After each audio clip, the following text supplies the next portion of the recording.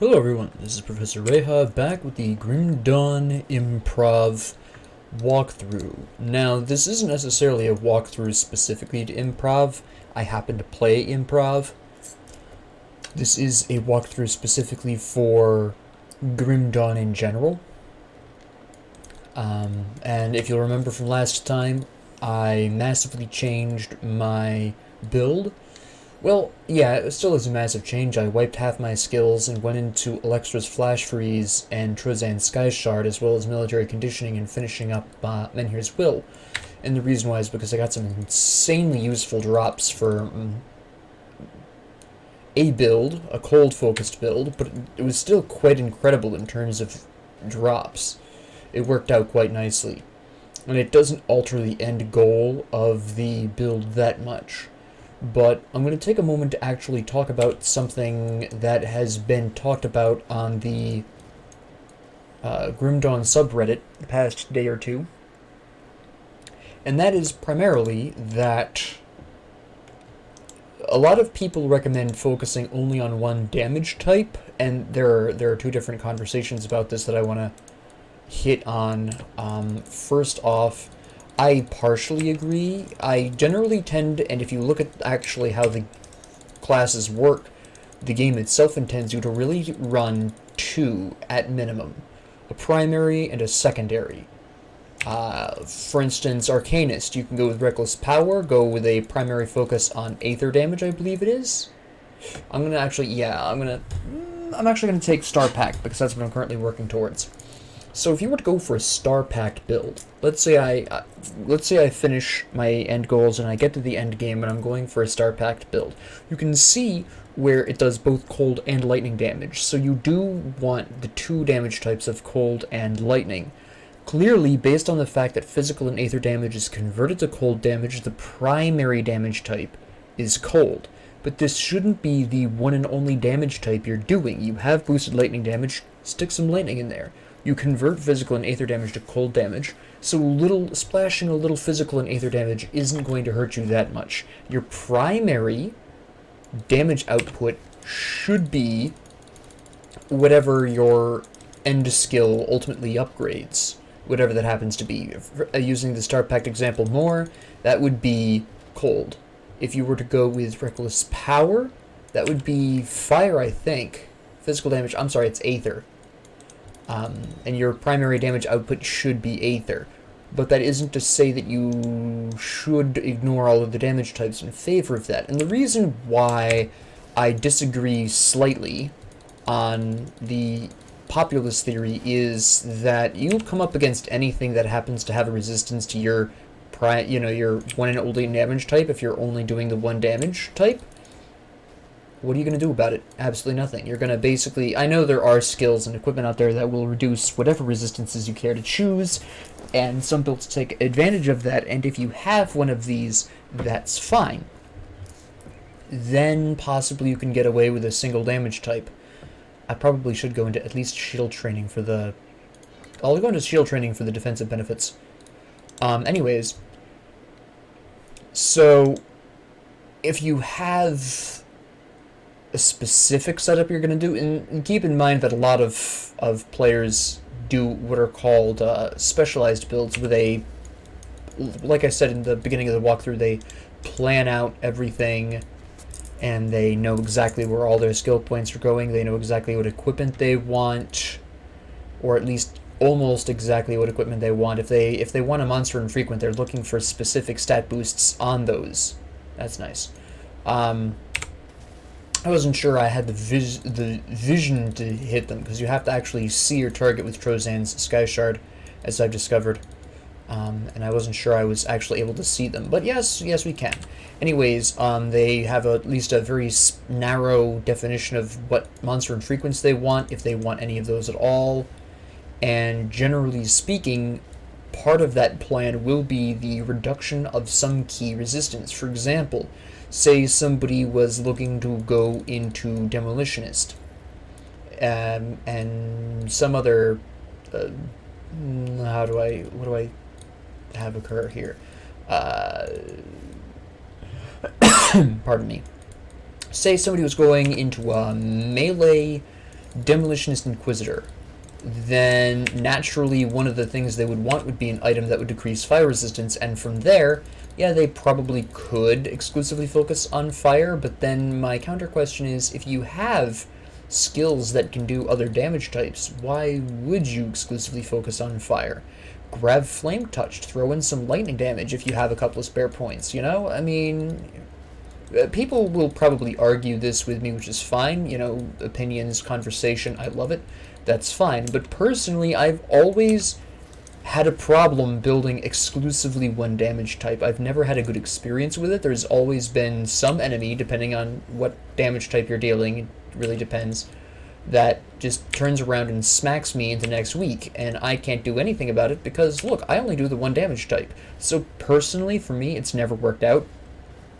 Again, granted, I do play Improv, which does affect that to some extent, so keep that in mind, but for the way I play, it's never worked out for me. I've always done so much better doing two primary, what I call, and one or two secondaries. For example, this build here has the Star Pact idea, has a clear focus on cold as my primary, lightning as a secondary, and subsidiary damage types of physical and aether if I feel like including them and have the points to do so. It does to some extent depend on the skills that I get. It depends on how I am comfortable playing. Depends on a couple of things. Equipment is a big factor, but it's not by no means the only one. So, for instance, I did switch over my skills in favor of these two pieces, but again, since I am playing Improv, this is likely to change at some point. Based on what skills I do and do not like, I may not find shield training that useful, I may not go for that further. But overall, personally, I've always found shield training pretty nice, so I am going to go into it for basically the defensive boosts, and then go back into Arcanist, grab Maven's Sphere and Arcane Will. Probably Maven's Sphere first, because that percentage damage absorption is really helpful. That makes a surprising difference, to the point where anytime I build Arcanist, I'm pretty much always building that. There's been extremely few times when I have not built Maven's Sphere. It's just that useful. It's incredible. So what do we got here? No, that's not going to have the... It has the armor, it has decent elemental resistances, but then we have the physique and the armor percentage increase and the armor absorption. Ultimately, Hermit's Leg Guards also increases my damage regardless of how I build, so that's also nice. That's a two-handed mace, I don't want that. Okay, let me see. This is pretty nice. This is very nice, actually. I am going to pick this up. It offers the same amount of armor, sure, and I lose a little bit of physique, but it gets me some nice lightning damage, and I'm not currently doing physical damage. I drop the physical resistance, which I don't need because of all of my currently high armor. For aether resistance, which I do actually need. I only have 51% of that, and I would like that higher. It offers me a little bit more elemental resistance, which is good because my ice and lightning is a little low. Granted, again, I am looking more for the fire resistance, but a little bit more elemental resistance doesn't hurt. So we are going to equip that. This is an interesting question, but ultimately I'm going to have to say yes. We have higher armor, we have higher aether resistance, we have higher elemental resistance. I do lose the vitality resistance, but at this particular point, for the rest of this Act 2, Cronley's Gang, I'm not going to see vitality damage except for a small section in Cronley's mine, so I don't mind losing the vitality resistance here. It's going to be such a brief period of time that I'll need to be concerned about it. Almost done with the Scarab, which is nice. Acid Retaliation, which I'm going to be really honest, I probably won't utilize the Acid Retaliation that much, but that's not why I'm building it. And it's basically just free retaliation, so it's not that big of a deal. And then you just die. Oh, wait, there we go. I was just making sure he wasn't going to drop anything useful. So here we are in Old Arkovia, and this isn't going to take too long because this place isn't that complex. It's not that... It is a little tough if you're unprepared or you don't have what you need. Yeah, that's delicious. Here is your royal jelly. And I gotta go do that. I'm gonna throw this on the floor because that's a recipe I already know.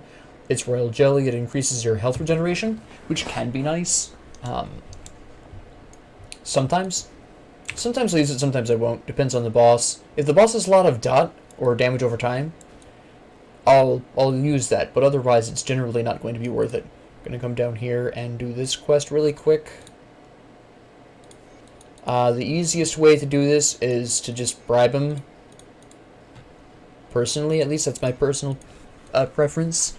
I haven't run the numbers completely recently, but the old way that I always preferred to do it was let the people kill the guy, let the people die, have Cronley kidnap the kid, send the kid to Devil's Crossing, and then basically get experience from him. But I'm not sure anymore which way is really the most effective way. It's just iron bits are faster, and at this early stage in the game, it doesn't really matter, honestly. Experience is experience at this point. I'm also a little... I'm pushing the level here. I'm where I'm supposed to be. So, I don't want to go too high up here, either. That would be pretty unfortunate. So, we'll just, leave that to the rather smallish experience of just bribing the guy. I don't know, like I said, I don't know how it compares to other methods of dealing with that. Is that a hero? It is. Hello. You actually got an... There's 2 heroes here. Hello. Okay, this is interesting. That's nice, though. We're going to get rid of the burning guy first, because he's going to do more consistent damage with that flame aura. If you're curious, this is Vindictive Flame, or some derivative of it, some monster-specific version of it, I believe. But Vindictive Flame essentially pulls the same thing. That's a Demolitionist skill. If you were curious, you want to have little flames circling around you, Demolitionist. All the way, baby. That's what you're going to look for. And Demolitionist is a fun, very fun class to play. I find most of the classes in this game really fun, especially to play around with and experiment. The improving is really enjoyable on Demolitionist because it works with a lot of things. And sometimes if I want a challenge, I'll do a high contrast demo, Necromancer, demo, Nightblade, which is always an interesting time. I'm gonna freeze. You don't freeze, but that's beside the point. See, this is actually exactly what I'm talking about here. If you focus on a specific damage type, I'm actually really glad I'm fighting him because he's a prime example of what I'm talking about. He's Chillheart. Chillheart has high cold resistance. You see how little damage, how long it's taking me to kill him. Partially this is his shield, yes, but that's only really affecting my melee attacks, which are doing under 200. Actually, no, my melee attacks are doing about 60 damage. That was damage over time. The under 200 was the damage over time effect from Trozan Skyshard because of this.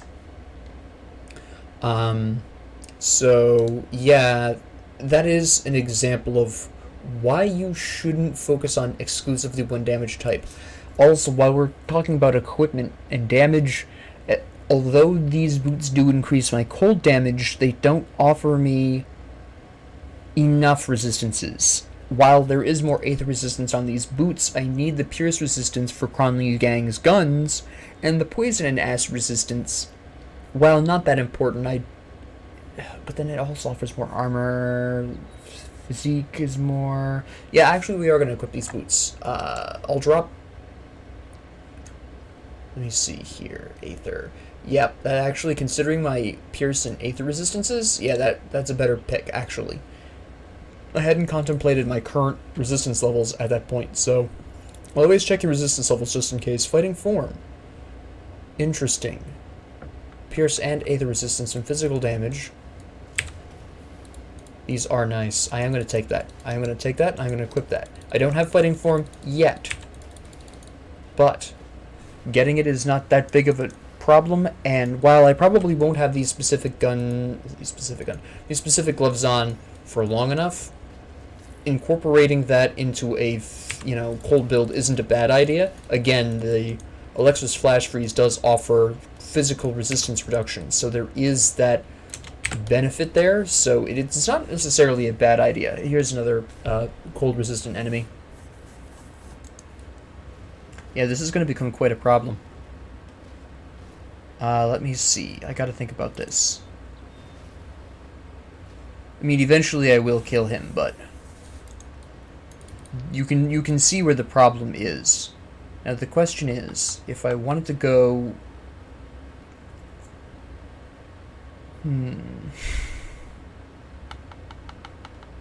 Physical damage converts, but the pierce damage doesn't, neither does the bleeding damage. I might stick with just the physical for that, at least for the time being. It would save me 3 points not having to go through Discord, so we'll contemplate it. I could pull 1 point out of here and go into, or start going into Cadence. That would help a little bit, so we'll do that really quick. Delay the shield training. I know it'll give me some durability, but at this particular point between Alexa's Flash Freeze, Menhir's Will, and Military Conditioning, I don't really necessarily think I need that much more durability, at least at this particular time. I'll let the enemies kind of get a little stronger, catch up to me in terms of damage output or potential damage output, and then we'll have to probably boost our durability a little bit more. But right now, I am facing the rather severe problem of not being able to damage frost-resistant guys. So we're gonna put some points. We're gonna level up Cadence again. We're gonna take advantage of the gloves that I have currently equipped, and maybe I'll switch that in future with something else. Maybe I'll put on Blitz. I don't know. We'll find out. But we will absolutely be thinking about it. I do want some form of physical damage. I do want some more damage diversity. Now, you might be thinking to yourself, well, Trozan's Sky Shard does lightning. 100% lightning damage converted to cold damage to Trozan's Sky Shard. Not currently. It does not currently. And Alexa's Flash Freeze isn't going to grab any more damage types either. It's pure cold. So, yeah. Trying to get some cold damage out of, some lightning damage out of Trozan's is not going to work, at least currently. At least until I change my weapon, whenever that'll be. So we'll put Cadence back on now that I have all these points in Trozan's and Alexa's. Now keep in mind, I have a certain amount of time to actually boost Cadence back up. What I mean by that is, with one exception, most of the potential frost-resistant enemies, cold-resistant enemies, I should be more specific, most of the cold-resistant enemies are going to be undead. They're going to be certain ghost heroes, I should say, and certain undead heroes or otherwise. As you've seen, Frost Revenants are a pain in the neck.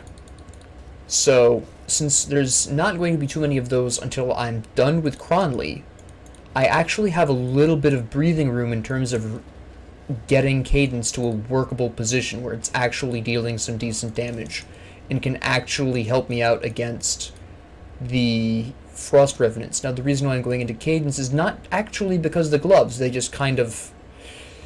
they favor that, certainly, but that's not actually the specific reason why. The specific reason that doesn't give me anything I need, except for armor, which I have enough of. The specific reason why I'm choosing Cadence is because Cadence has excellent single-target damage, and when I'm all done fighting a group of skeletons and only the Frost Revenant remains, it's just going to be the one guy. So that's when Cadence is really going to shine. And that's primarily why I'm taking Cadence. Blitz takes too long to pull off, really. There's also the problem of Blitz really being good at taking out people from, you rush in, and then you're pretty much running from there. I just don't need Blitz. Force Wave, I already have a ranged attack in Trozan's Sky Shard, so I don't need another ranged skill like Force Wave. I just don't need it. So, ultimately, I am looking at utilizing Cadence as a nice single-target, cheap, strong skill that I can use to eliminate problematic cold-resistant enemies. If I ever change my weapon, maybe I'll change that a little bit into, I don't know, some other form of elemental. Maybe when I get Star Packed, I'll throw on the elemental damage, but at this particular time, I'm going to focus on the physical damage of Cadence. That's it. Oh, also, I haven't mentioned, I meant to mention this in the previous episode, but I got so distracted by the drops that I'd been getting that I totally forgot. But it is fairly important to note that you will start getting dynamite, and you will remember, if you explored, that there are a couple of places back near Burwich, near Devil's Crossing, that you can dynamite open. And whether or not you want to do that now, or if you want to do that later, again, depends on what level you are relative to this area. Right now, I'm at a pretty comfortable level for where I'm at, so I don't need to do so. I don't want to go there. I don't want to boost my level up too much. My early game had a really hard time with this, where it was over-leveled because I wasn't dying enough. I'm not going to die much more often now because I have all of these skills that increase my survivability, that prevent enemies from attacking, generally speaking, etc. Boom. So the amount of times I'm going to die is just going to gradually drop as the build comes together, however it comes together. So at this particular junction, wandering off to get extra experience isn't really what I want for my personal character. But if you're a little underleveled, while it will be more difficult because you're a little underleveled, it will be rewarding. You will get up to a higher level, you'll get better equipment, etc. There are certain points at which I'm going to actually go into these areas in quasi-related sections, so there is going to be that particular aspect there. I will go to these places and, you know, fight through them and everything. Just not right now. Can I freeze you? I cannot freeze you. Okay. That's fine. This is going to be fairly tough because this is one of the few enemies, well, this is the kind of thing you really need to watch out for Menhir's Will-wise. I did not activate a potion. But you'll notice he does very small amounts of damage up until some big attack that does a huge amount, and that's really what you gotta worry about. Menhir's Will works in all situations except for those rare occasions when you take so much damage in a single hit, you just die before Menhir's Will can activate. It happens occasionally. Not very often, not a whole lot of... Oh, that's good. Not a whole lot of enemies can do this, but they do exist. Heroes, bosses, trolls, what I call the Aether Giants. This is good, not because I actually intend to equip it. Plus 20 damage. It sounds awesome, but I'd lose my shield for that, and I don't want to do that. So, anyways, this is essentially a crafting material, so if I really need something that requires Mistborn Talisman as a recipe component, I can now craft that. This is a fairly lucky drop in terms of that, because it does mean that I will be able to have a bit more freedom in my chosen relic in future when I hit level 35, which is generally when you're going to upgrade your relic again. Trozan Sky Shard's a lot of fun. Okay, so there's this guy. I want to see if I'm tough enough. I have a 45% stun resistance, but essentially this guy has a problem where he stuns you. Oh, he's got different skills this time. You don't have, that's interesting. Normally he has stun jacks and just stuns you into oblivion. He doesn't seem to have this here. So can I actually kind of fight you mano a mano, kind of? At least until you summon a Wendigo totem. Oh, that's just... Okay, there's a Wendigo totem, so I gotta hit the road. I gotta remove you from this situation. There we go. Yeah, it looks like he doesn't have it. Okay, so... I wonder if this was the update. See, this is the first time I've fought good old Aldrich here since the update yesterday. I mentioned this in the last episode. The game updated yesterday. I don't know what the contents of this update were, but this is apparently one of them. Now, if you didn't know, or if you haven't fought him, prior to this update... Oh, you can actually kill the Wendigo totem? No, you can't. It's a total lie. Okay. I don't know why that has a health bar then. I was going to say, you shouldn't be able to kill that. You can't. It's just a lie. Anyways, back to the point. He used to just basically spam an insane amount of stun jacks at you, stun lock you, and then just kill you. And he very easily stun locked you, which is why I checked my stun resistance before I fought him. If it wasn't over 50%, I probably wasn't going to live at all. You basically need to stack, well, you originally needed to stack stun resistance on this guy to have any hope of killing him at all. But apparently they changed him, and I'm only using a health potion here because he's going to Wendigo totem at some point, and I'm going to be taking free damage. The only way to kill him was to stack massive amounts of stun resistance. Yeah, see, there's Menhir's Will again. So this, I like this change. He's still challenging. You still have to, think about it, but it's no longer a matter of running around trying to hit him with a ranged whatever. the Brawler's Distinction. This is one of those items I was talking about that can really help you. This, the Brawler's Distinction, this is actually a fairly important item, potentially. Except for its granted skill, which is the only reason why I don't generally use it. You have all of these reductions to your inability to move, which is basically conversion in an item. But rather than having an energy cost, they had to balance it by giving it Brawler's Exhaustion. Which, I'm sorry, Brawler's Exhaustion is in your favor, excuse me. Now, I misread that for some reason. This means I've always been misreading this. I've always thought this exhausted me and my health would go down, but this is clearly not the case. Anyways, for this particular build, I'm going to make a very bold move here and equip this, probably for an extremely extended period of time. Now, the Shrewd Ribbon did give me pierce resistance, did give me elemental resistance, based on the fact that I still have 75% here, and this isn't giving me any pierce resistance. This was overcapped. My elemental resistance does go down slightly. I still have over 60 fire resistance, so that doesn't really matter. The Brawler's Exhaustion is good. I've been misreading it the whole time, because I'm not paying attention, clearly.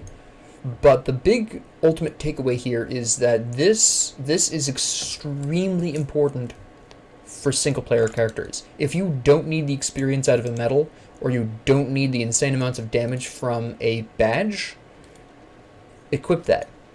It will probably save your life. Now, what's potentially interesting here, and I would like to have a brief conversation about this, is the potential for you to theoretically go all out on Maven's or conversion on Maven's Sphere and become almost completely immune to such effects, which I'll think about at the very least. I'll toy with the idea, but then there's going to be stronger versions of that medal at higher difficulties that I might get. I probably will get. I don't know if it's a guaranteed drop, but I've gotten it. No, it's not, because there was one time I didn't get it exactly one. So he usually, but not always, drops it. I don't know if they, again, changed that. They changed his moveset in the most recent update, so I don't know if maybe they changed the drop rate of the Brawler's Distinction. But for a single-player game, that's vitally important, that medal right there. I was hoping I would get that, but if I hadn't, it was not going to be that big of a deal, because I could go into conversion. If you're playing with other people, it's not as important, because they can cover for you. If you're playing with pets, even if you're single-player and playing a pet game, you also probably don't need that until Ultimate either. So, for those two particular situations, it's not necessarily, oh, I really need this, but for single-player games like my setup here, while I could theoretically survive through my shield, Menhir's Will, etc., at the end of the day, anybody who can successfully continuously trap me, like Skeletal Colossi, if they're in large enough numbers, are going to pose some problems. In hardcore, regardless of whether you're with other people, whether you have pets or whatever, you need that, period. Because in hardcore, what's going to kill you is the inability to move away from damaging field effects. Not the actual... Nothing else is going to kill you in hardcore, more certainly than that. So if it's hardcore, it's not even an option. You do not have an option. You must equip that, basically. Otherwise, eventually, some nutbar is going to hit you with a root, or going to hit you with a stun, and you're just going to keel over and die, and no one wants that. So, it's a very important item. I cannot talk enough about how it doesn't sound like it would be significant. Oh, it reduces the amount of time I am inactive in a fight, be it by stun, freezing, rooting, whatever. But that's so important. I cannot overstate how important that is, especially in Ultimate. It's just such a big deal. And like I said, I don't need the bonus experience from my ribbon. It was only 3% anyways, so it wasn't that big of a deal. There's no loss here. So absolutely equip that. I can save a good dozen or so skill points by not necessarily needing conversion. Furthermore, because I do intend on keeping this long term, I can slap some augments on it and really go to town, but that's only at level 50. So that'll have to wait. At least with the augments that I currently have. I haven't personally encountered any augments that allow you to utilize them under 50, but maybe I've just been very unlucky in previous characters. Who knows? I can't tell you, but I've never seen an augment under level 50, personally. So if they exist, let me know down in the comments, because I've just never seen one, and I would love to know. And I don't go on Grim Tools very often. I really don't have the time to just cruise around Grim Tools, unfortunately. Not currently. I did a long time ago, like a couple of years ago. I say that like a long time ago is like 20 years, and then I say a couple of years ago, like 2018? 3-ish years? 2.5 years, probably, on average. I was able to cruise around Grim Tools, but the game's changed so much since then that whatever I learned from Grim Tools back then is no longer applicable. So... And now here we are at Cronley's mine. Now we could go back and report some stuff, but there's not necessarily a need to yet. There will be. What we're going to do is press on for a little bit farther. And trigger that. We'll probably hit level 30 either during this or just afterwards. One or the other. So we'll have to see how this goes. I'm out of energy again. Alright, there we go. This is what I kept inner focus on. So important. It's such a significant skill. Never underestimate just the power of passive abilities or even just simple stat increases. They can be pretty huge. This is a nice simple build that generally doesn't take a whole lot of necessarily planning to do. The Improv of Soldier Arcanist generally tends to run mostly passives with a couple of skills to actually occupy your time, do some pretty serious damage, etc. But it's not a complex build. It's a great opening build. It was my first build. I wound up restarting after I got to Elite because I was totally unprepared for Elite and the challenges that it would bring, so I restarted, played a different character, learned more. It took me basically 3 tries to get to Ultimate because every time I moved up a difficulty, I learned so much that I just really... Well, the first time I restarted was when I hit level 52. Level 50 was such a sharp difficulty spike for me because I wasn't building properly that I just restarted my character, and with the new knowledge I learned, I pushed all the way to Elite back in the day. And then once I hit Elite, I learned so much more playing the early stages of Elite that I restarted again, did another character, took him through normal, took him through Elite, got to Ultimate, and I'm like, okay, and this is much more difficult than I was expecting. I was expecting a linear increase in difficulty, but the change to Ultimate was much sharper than I expected, so I restarted and pushed this character, my fourth character, through Ultimate.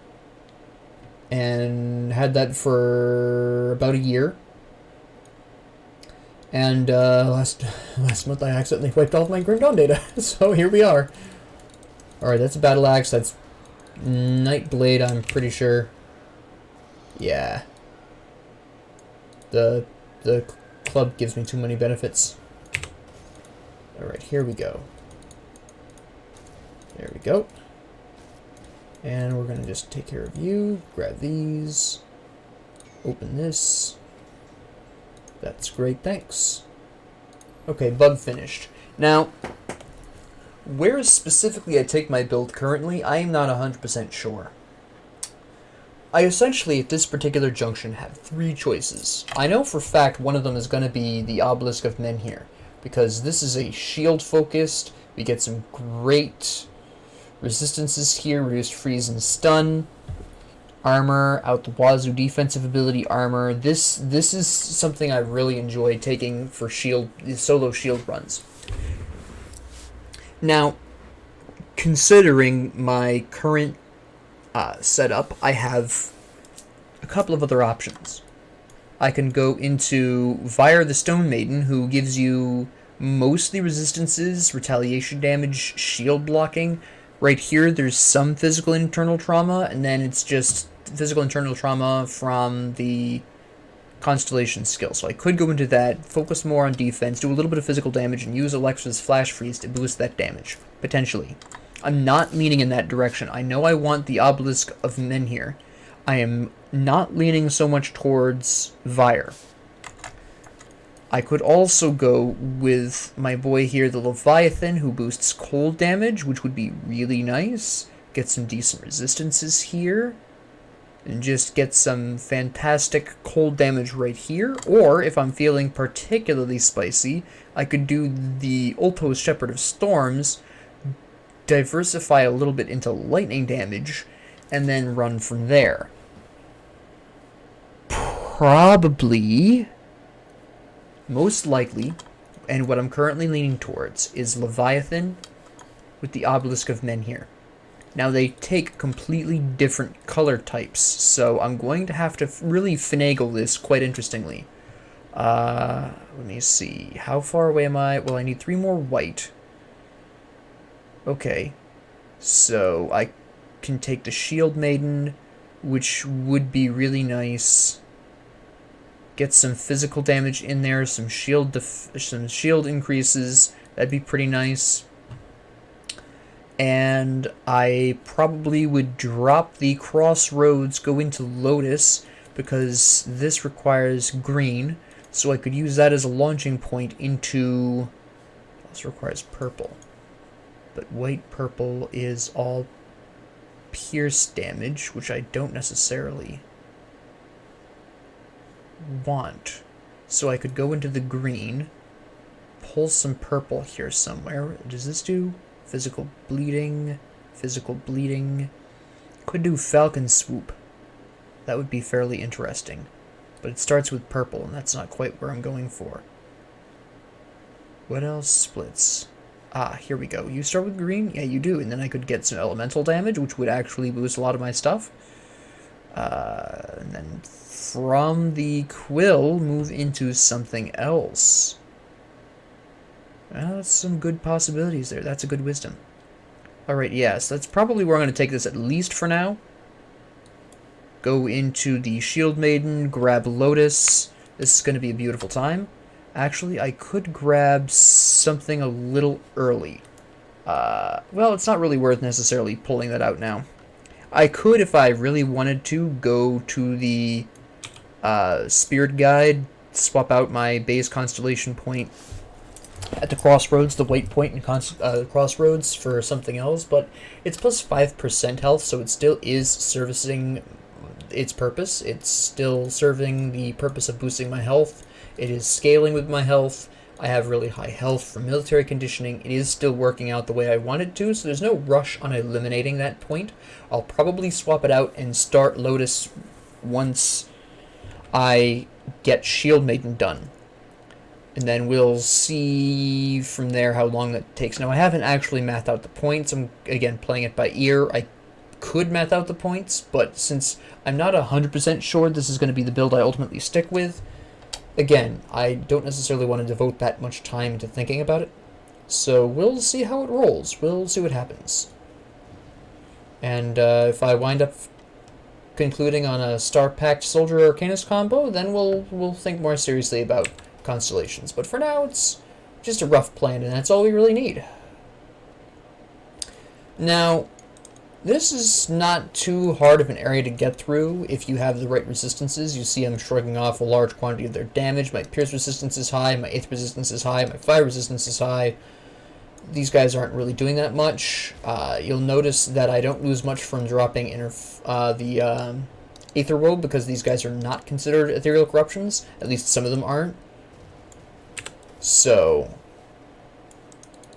then we have these weak sauce bees over here that nobody really cares about. There's that bee over there, but we're going to come over here. Hey, a hero. Okay. Boom. I think the rest of them are just going to freeze to death, because they don't do very well with really anything. There we go. And we'll just take care of you really quick. That's fine. Excellent. This is working out fantastically. Alright, nothing. And we'll freeze you all. I think you're all going to die. Yeah. Another hero. Good. We'd love to see the heroes. I'm worried it's probably doing mild amounts of retaliation damage to me, but I also don't care much. Oh, there's 2 heroes here. Hello. That's a totally different... Oh, no, you've just summoned... Oh, never mind. Never mind. That was a Blade Spirit. I thought he was a different guy entirely. I thought the other guy... I thought he was still in this Blade thing, and he was just... This was another guy. But no, I was fooled. I was bamboozled. I was not paying enough attention. didn't matter either way, but kind of funny. You really pulled the wool over my eyes. That was stupid. Alright, you're just weak sauce, completely trashed. That's fine. And, let me see. We didn't kill Dureni, so he'll be here. He's... I mean, he doesn't say anything worth actually listening to, so whatever. You summon guys, but I have Alexras, so I don't care. Your Aether damage. You don't do it. This is the beautiful thing about resistances. Oh, you have zombies? Not anymore. And he's gonna get me down to Menhir's Will activation, and then he's basically doomed. Here it comes. Oh, my energy's out. Alright. There's Menhir's Will. There we go. And... gone. That was not even, again, resistances. They're huge. They play such an important role. Goodbye. Excuse me. So, there is one nice thing about sparing Dureni, if you chose to do so. Or if you had to do so like me. But he does offer you a decent idea of how well you'll do against Cronley, who almost exclusively does Aether damage. He does do some physical, but that's not his primary damage type. So, considering how easy Dureni was, we shouldn't have too much trouble with Cronley. I'll probably need to do some running around when he summons reinforcements, but I'm not expecting it to be that bad overall. I'm stuck on the frozen bees. Really? There we go. I think my retaliation damage killed that bee. Pretty sure it did. My just built-in retaliation damage for my constellations and whatever. Use this. Sky Shard, you guys. Yeah. Okay.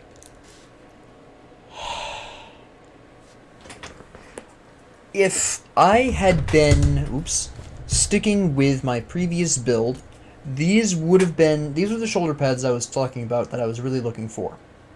Okay? Distortion is the second stage of Panetti's. It increases Aether and fire damage. Very good. It's very good. But now that I've switched away from that, I don't need this. First off, my current shoulders offer me more armor. Second off, my current shoulders offer me better resistances. Third off, I'm not currently doing Aether damage. Now, if I had kept Panetti's by this time, I probably would have Kalidor's Tempest, which does do the Aether damage that would benefit from that. But I did not. I went in a completely different direction. So, we will not be equipping these Aether shoulder guards, the shoulder plates, the Ascended shoulder plates. We will not be equipping these. Now, if I ever switch back, I still won't be equipping those, because by that time I will be strong enough. But in Elite, I might get a stronger version that I might possibly want to equip. It really depends on what I have equipped at the time already. But there is a possibility that when I get into Elite, I'm going to get rid of these guys first. When I get to Elite, when I get to Ultimate, I may equip that. I don't know. It, again, depends on what I already have at the time. Freeze all these idiots. And then we just box you. This is fine. There's Menhir's Will. You don't do that much damage to really be that concerned about. I might have to use a potion later on, but overall, not really expecting to. Just take care of you really quick. Well, not even really quick, because you're extremely durable. Oop, let me just accidentally miss somehow. Alright, fine. You're not even going to get me down low enough where I need to use a health potion, never mind. There we go, you didn't even get it. Okay, fine. I'll want to... I'm not close enough to a level up. If I was really close to level 30, I'd probably go ahead and report that now, but I'm far enough away from a level up where reporting it now isn't going to make any kind of difference. Gonna just get rid of this here really quick. Easy. Alexa's Flash Freeze is so amazing against totems, honestly. It just... Kalidor's Tempest does too, but Alexa's lasts longer than a knockdown. Why are you freezable when you're supposed to be... maybe that's probably higher difficulties. No, I haven't killed... Oh, did he die once already? Isn't he the one that respawns? Yeah, he might have been. Okay. If this did cold damage, that would be a pretty serious consideration there. But he doesn't, so we're going to pass right over that. Also, doesn't do enough damage to replace anyways. Okay. This is a fairly interesting question. Now...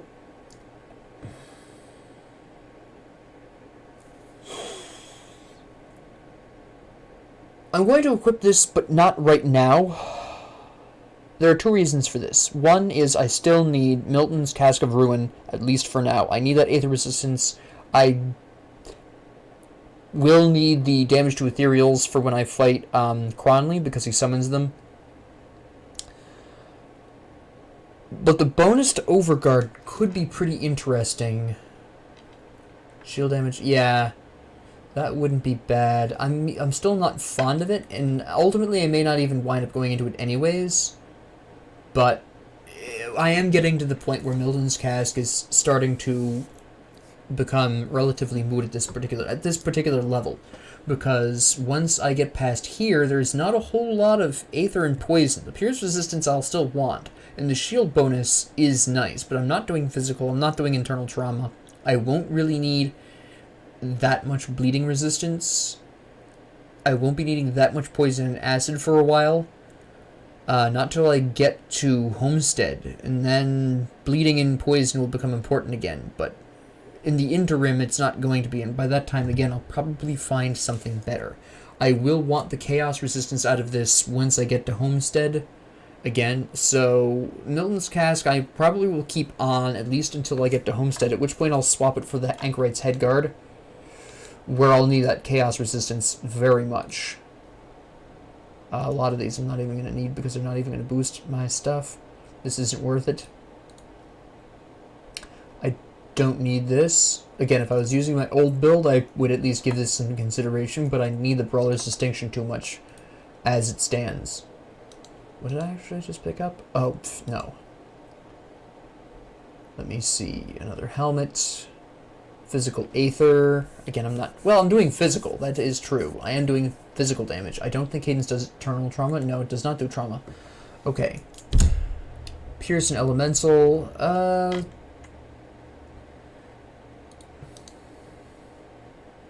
Pierce and Elemental is nice. I will need Elemental against the Arkovia and Undead because they do have the same problem of having too many Elemental enemies. They just don't have the poison like the zombies do. That actually is probably going to be something I equip until I get to Homestead at the very least. These pants. I've never really found a good pair of pants. That's a shield I don't need, and that's because it doesn't increase anything I'm even remotely concerned about. It has no resistances. The skill changes are really nice. The skill energy cost and skill time costs are nice, but not nice enough. Physical and elemental, I need the Aether. Yeah, that's not worth it. Pierce damage, which I don't do. The Aether resistance is nice, but I only gain 3% in exchange for 13% elemental, which I don't need. So that was just basically good for the experience only. It still didn't push me close enough to 30. I'll get 30 after I kill Cronley and report in all those quests. I'll probably hit 30 at that point. Again, we're about to fight a boss, so you want to put a rift out here. That's a strange place for a rift, but okay. Now, if you haven't fought him yet in whatever run you're doing, be this regardless of the difficulty, the first time you fight him in any difficulty with any character, he just stands here. That's fine. And then he fights. But if you've died to him once and those crystals respawn, you're gonna need to take them out at range. Alright, so he's doing some decent Aether damage here. I don't think I have another... I should have built another Spirit Bane ointment, to be honest. But we'll use Royal Jelly Bomb and see how this works. I didn't think I'd need as much Aether resistance as apparently he's dealing damage to, so I did underestimate him or overestimate my Aether resistance. Oh, see, with the Royal Jelly Bomb is okay. Kind of. He'll activate Menhir's Will, but Royal Jelly Bomb should be all I need here, theoretically speaking.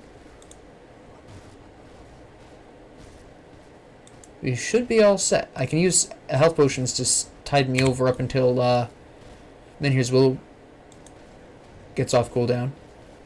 Alright, yeah, so that's fine.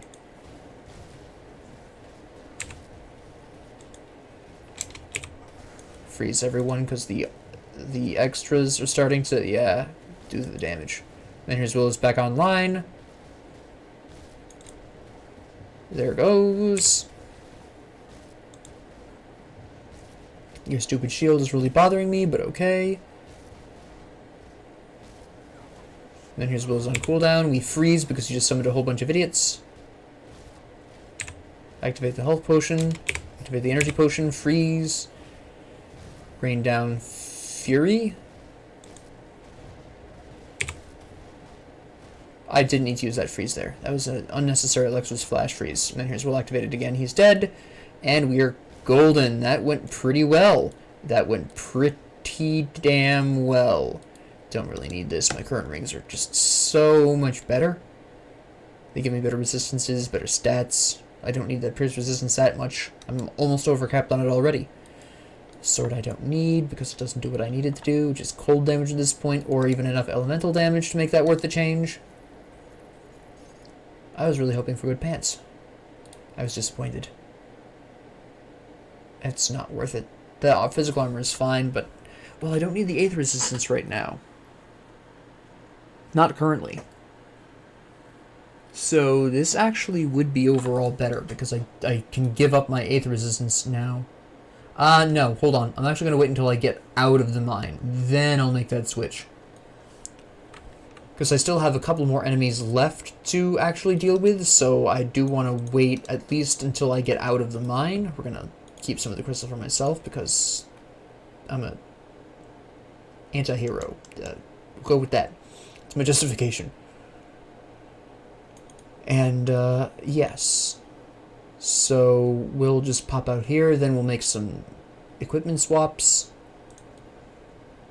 And then we will have a serious discussion on where I really expect to go next, what we can expect next, what I'll need to be thinking about after I get out of Cronley's mine. Complete some quests, get some experience, most likely hit level 30. Talk about where I want to take the build as it stands in the future. So we'll just pop out here. There's a rift almost right outside this door. There's a brief fight with some Arkovian undead. It's really not that big of a deal. There's nothing down south, if you're wondering.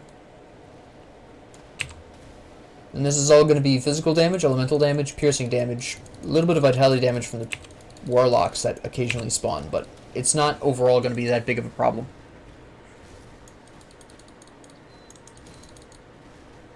So we just take you out. Frost Revenant again, of course, is the last one. Oh, it's always going to be with the setup. So we'll go back. We're going to go back to Old Arkovia first so we can report we killed Moneybags Martin and get that experience. I didn't read this because I forgot about it. And then we talk to you.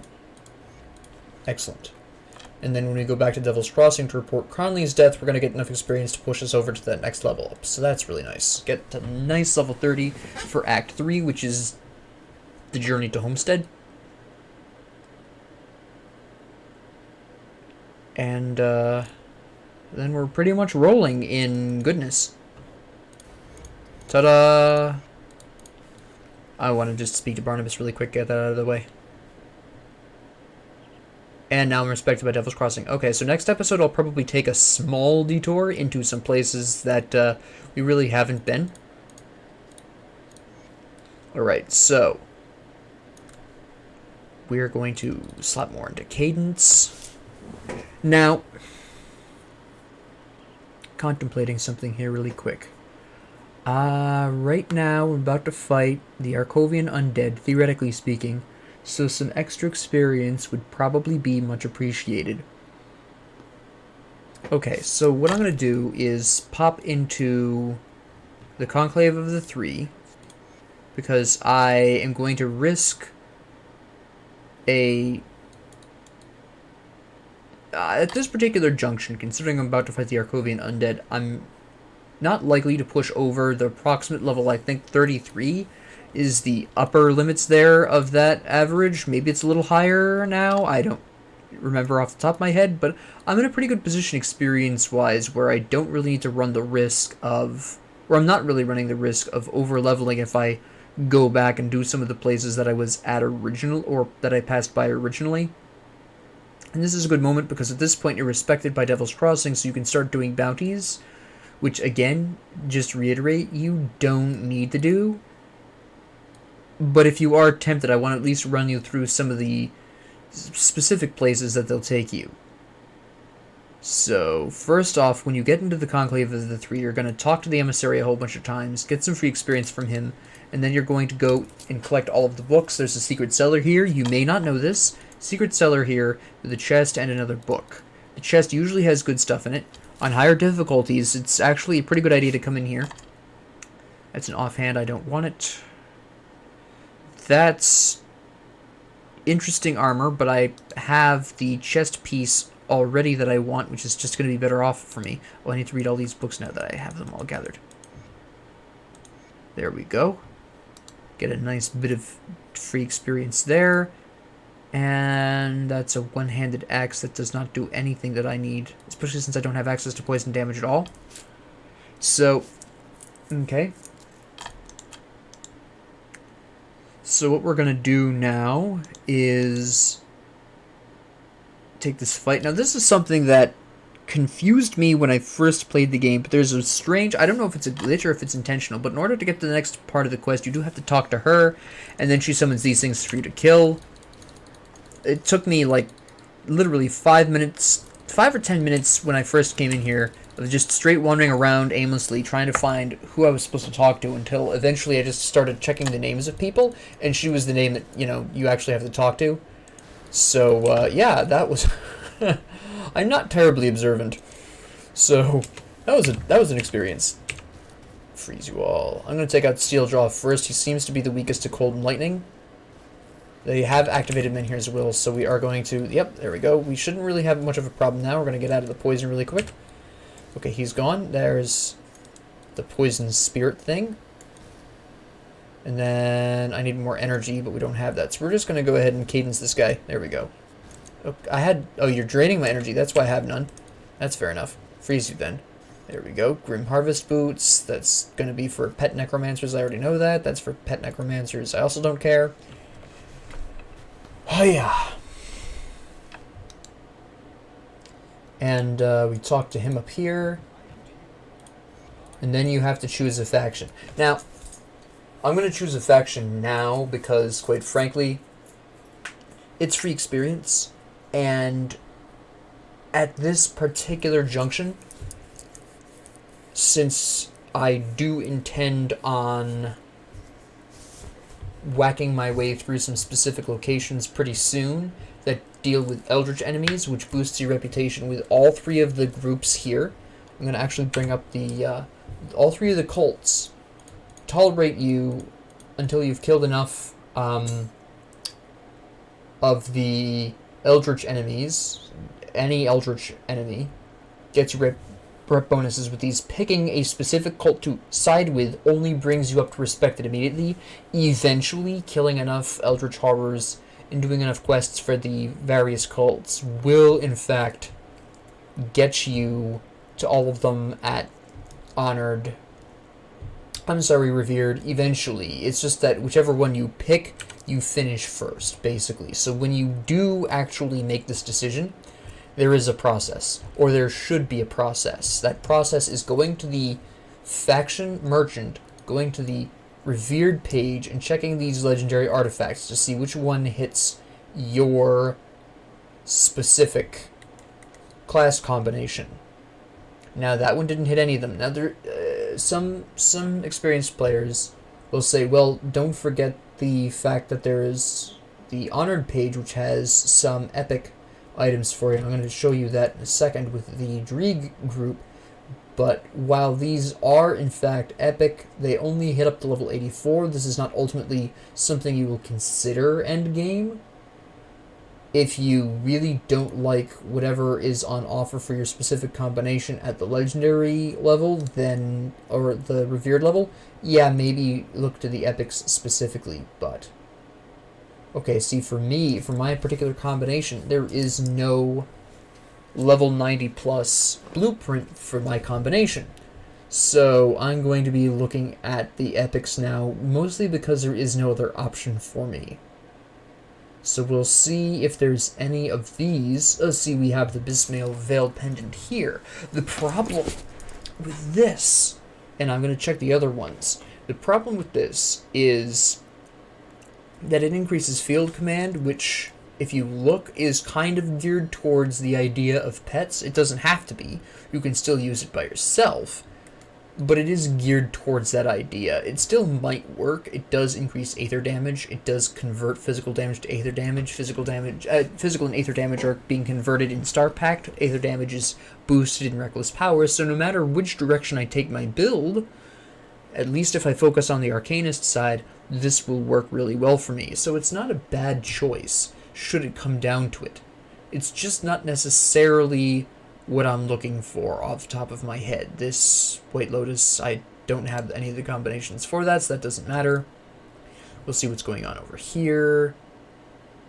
So I'm still not seeing anything else that really stands out and says, hey, we're gonna have the kind of equipment and stuff that you're gonna want. Wait a minute, what was the last one there? Just Arcanist. That's Arcanist and Necromancer. So, you know, really what we're looking for is some kind of boost towards the late game if we need it, just as a backup in case our drops are unlucky, which it really depends on the individual. Some of you will never necessarily need these. People like me, I have moments of good luck and then I have moments of absolute nothing. So I do like to do this process to kind of establish a backup plan. And I can tell you right now, based on what I'm seeing, that I'm going to take Bismail as my chosen faction, because it'll get me up to that, I think it was a ring, it was either a ring or an amulet, a little bit faster, in case I need it. In case I really need that boosted aether damage. I might not, but it's good to have the option a little bit early if I really need it. So we'll join the Bismail cult, we'll have this conversation, it's fine. And then we will just wander off and do a couple of other quests, get a couple of other free things. And then you just get this, that was trash, thanks guy. And then there's a couple of other quests. Now this is going to clutter up my quest sidebar at the side, but I'm just so used to having it that way that doesn't bother me. If having a clustered sidebar there, active quests, bothers you, just don't talk to the people after you've chosen your cult. After you've chosen your cult, walk away.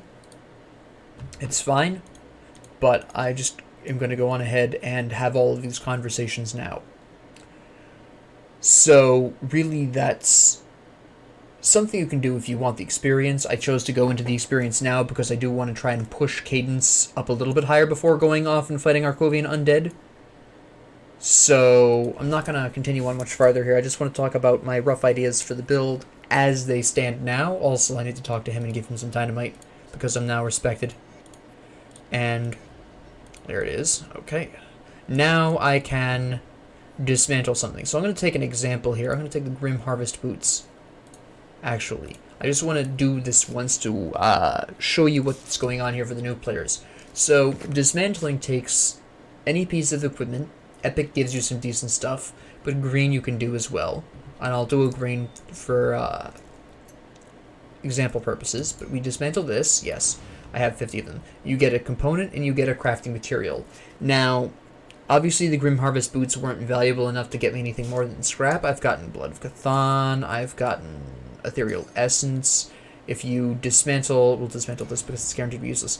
Green, you get the same kind of thing. It's more of a matter of the item's quality, its stats, its level. Clearly, the Grim Harvest Boots were roughly equivalent to a green item, at least in terms of the game's breakdown. So, it's interesting, but if you ever are hard up for crafting materials, this is really why I've been saving these, because some of these can break down for some nice stuff. I can never remember which is which, but they can break down to some pretty sweet things. So we're gonna make this swap for the armor because I know I'm gonna want that. And then there is the Anchorite's head guard. I'm gonna put in storage here really quick. I am not gonna need that. I'm not gonna need that. I don't need that. The vitality resistance is going to do me more at this particular junction. I feel like there was another piece of equipment that I wanted to keep at least temporarily, but now I can't remember what it was.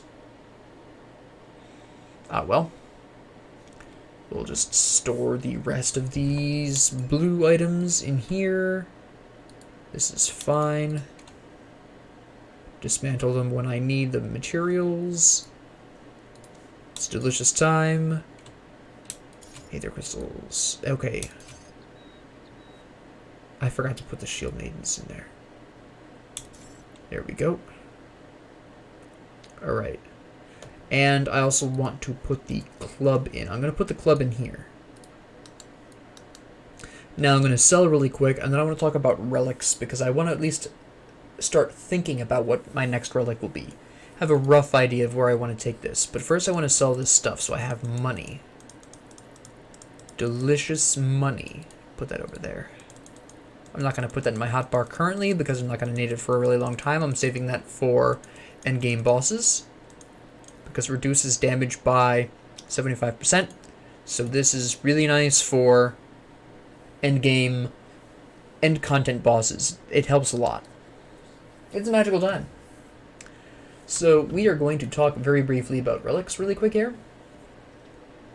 And we are going to look at these. 50, 35. Here we go.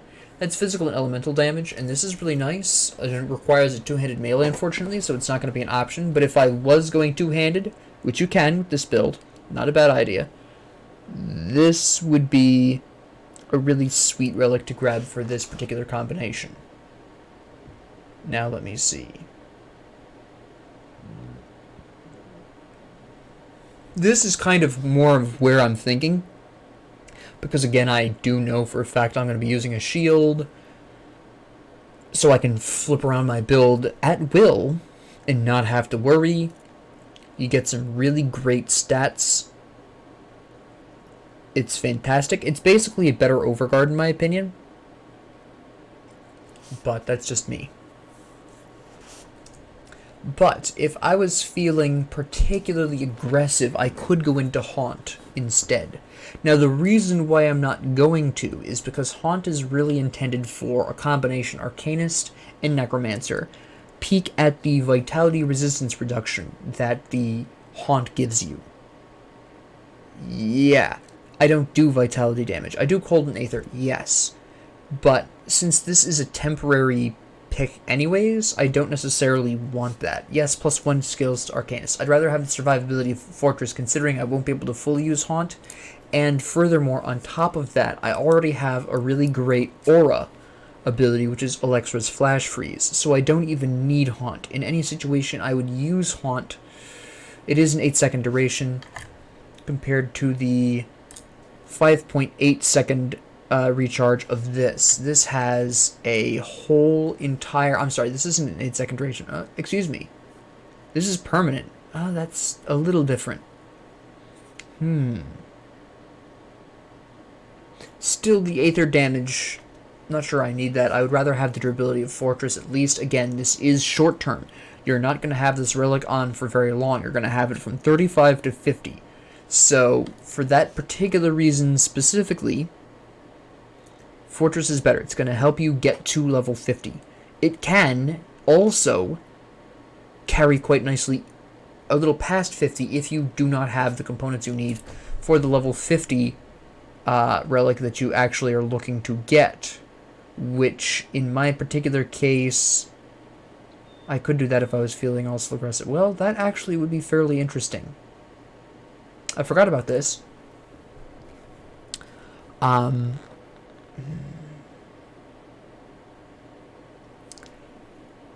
might go Juggernaut. No.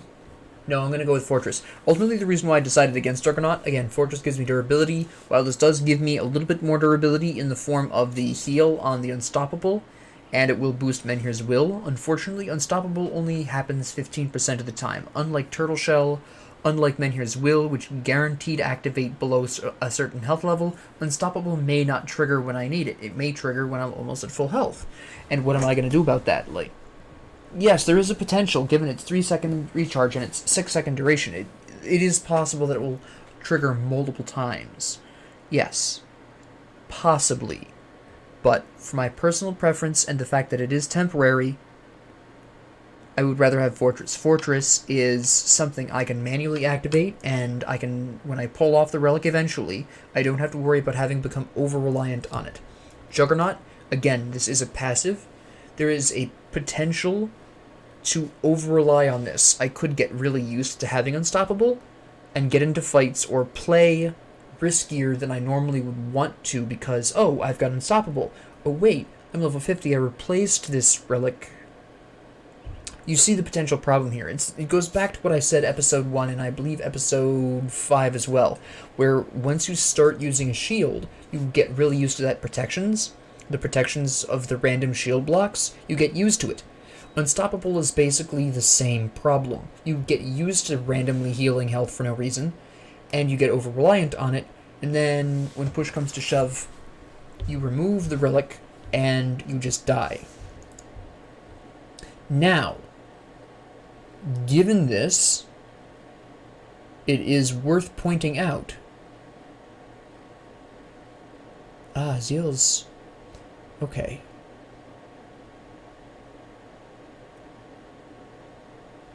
Could do this. Alright, here's what I'm going to wind up doing, ultimately. That's a tough question. Alright, so keep in mind also that I'm level 35 and nothing's set in stone yet. I could switch to Juggernaut if I'm going for a more heavier physical build, despite the potential problems of me becoming over-reliant. It's something I will probably make a little note to myself on. Don't rely on Juggernaut. Anyways, I'm leaning towards Fortress because this is going to be more universal for an improv build. Now, if I was, say, a physical-focused soldier Oathkeeper, soldier Shaman, soldier Nightblade, maybe Juggernaut would be worth it.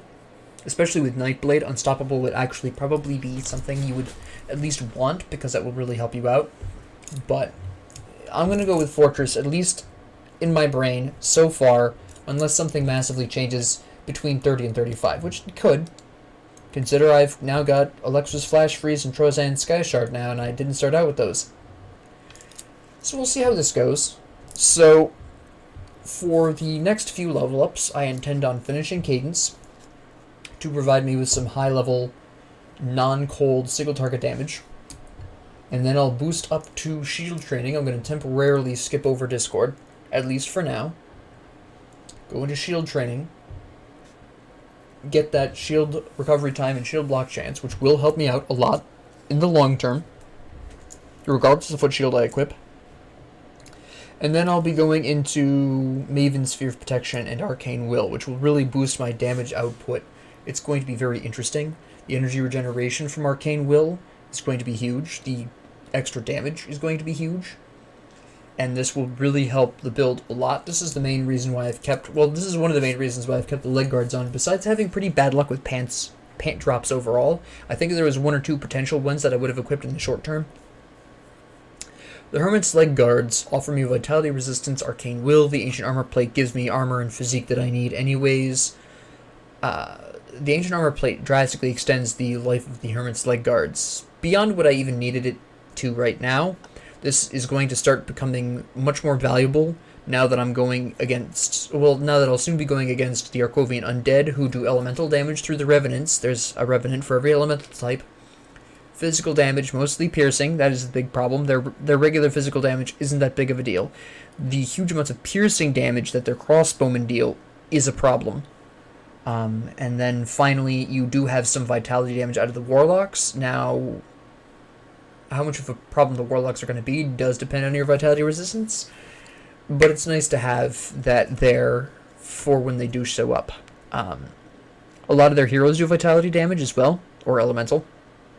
So now that I'm done with Cronley's gang, I'm going to take a couple of small side detours to show you some of the bounty places that I passed over that you probably will be visiting if you choose to do bounties. Again, I don't recommend it, but if you choose to, because you need crafting materials or you want the experience, I'm going to take you through the 2 places in the Burwich outskirts that I skipped way back in, I think that was episode 4. I think I skipped them.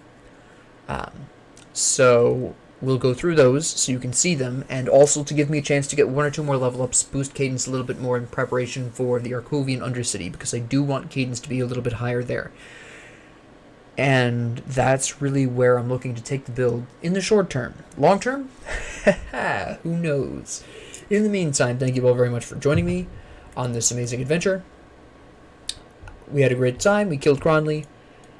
Next time we'll be going down some detours and going through the Arkovian Undercity. So until then, have a great 24 hours. If you liked this, please like and subscribe. If you have questions, suggestions, comments, write them down below. Thank you all very much.